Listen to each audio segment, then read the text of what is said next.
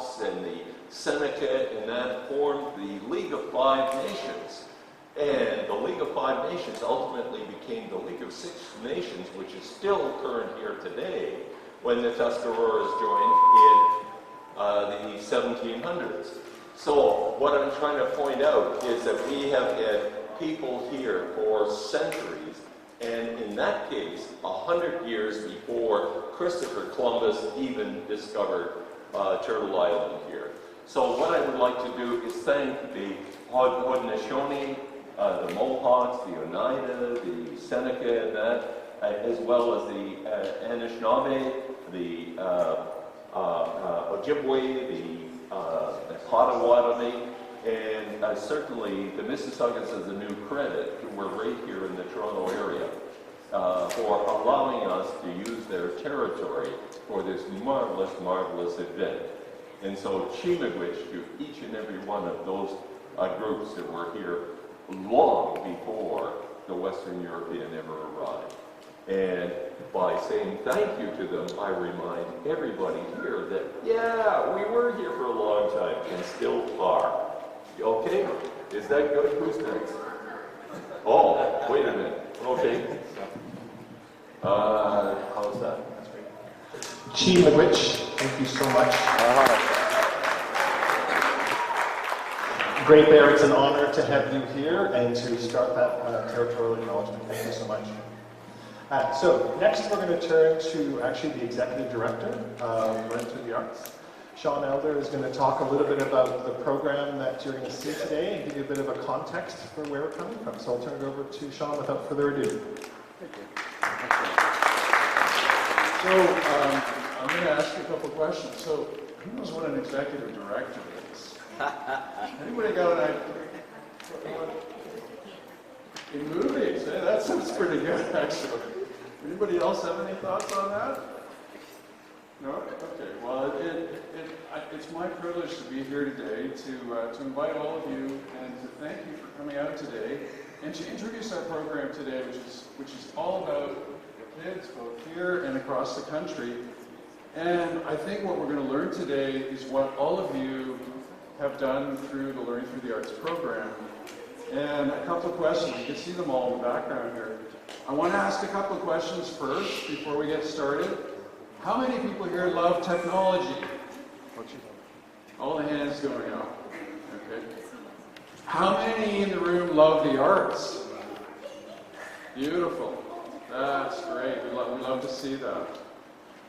Well, this afternoon we are going to hear from all of these amazing kids across the country, from Windsor and Hamilton and Calgary and Vancouver and Belleville, and I probably missed a couple, but we'll get them all introduced in a minute.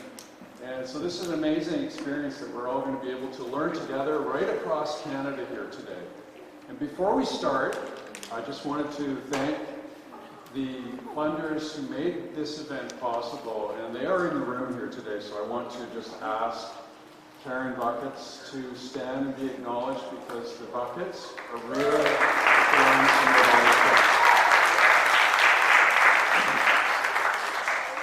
And we also will be acknowledging a number of other supporters of our program at the end of the event.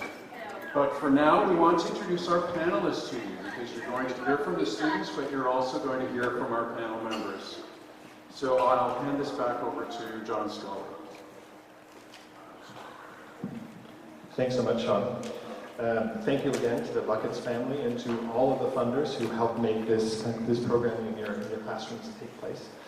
Today we're going to be hearing from a number of different schools, as Sean mentioned, and we're also going to be hearing from some panel members, some people who have had long experience in education and in culture and in entertainment and magic. So we're going to be hearing from them after each one of these presentations come up. Give them a chance to have a little bit of... Sorry, good question. Someone just asked me, can they see you? Yes. So right now we're looking at Elder and McKetco, and they also out there can see you. That's the intention.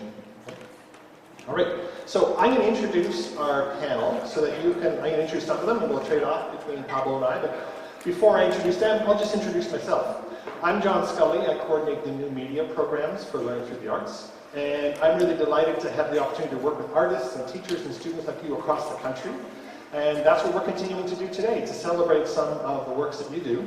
I can just turn it over to Pablo so he can introduce himself as well. I thought you were going to take my phone. So we are a creative bunch here at Learning Through the Arts. And we love kids. Stand a little bit away from the speaker. Yeah. I was ready to drop and roll. So we're a creative bunch, and we love kids. We love to nurture creativity, to model that.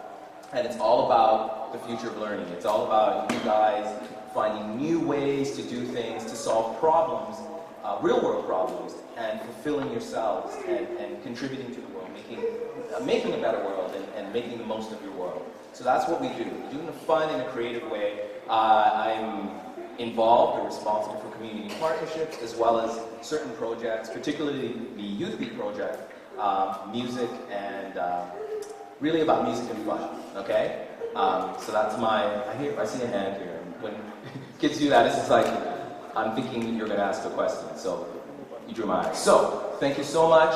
Keeping it short and sweet, we're going to move on, okay? Cheers. Okay, they can hear you, they can see you, okay? So, we're having a dialogue, except it's through an interface called Zoom. And as Sean mentioned, we have people all across the country. They're watching us, we're watching them. And I'm going to start off just by introducing some of the people who are on our panel. They are people who have lots of experience, and we want to be able to have them share their experience. So first off, I'll introduce someone who actually has come up today already. Bob Phillips, or Great Bear as he's known, is a non-status urban Mi'kmaq Indigenous person. And although a traditional pipe carrier, Bob is also very contemporary, and he holds a PhD in Indigenous Studies from Trent University. He also holds an MA in Fine Arts History from York University. Bob Phillips also spent 10 years as a host on the Aboriginal Voices Arts Review as a radio show, and he was discussing arts, culture, contemporary issues with the community members from across Canada and the Far North. And hand for Bob. Mr. Phil. I will not drop. So, and now I would like to introduce Velma Morgan. Velma Morgan served as advisor to the Ontario Minister of Tourism, Culture and Sport. She helped organize the highly successful Para-Pan American Games, drafted the province's sports plan, and helped develop the Ontario Immigration Act and legislation related to Ontario Black History Month. Velma is also an educator with years of experience in ESL and literacy, who has contributed online courses and articles to education publications. Velma is committed to ensuring that the voices of marginalized communities, especially youth voices, are reflected in government policy and to encouraging women to get involved in politics. Velma volunteers with a number of community organizations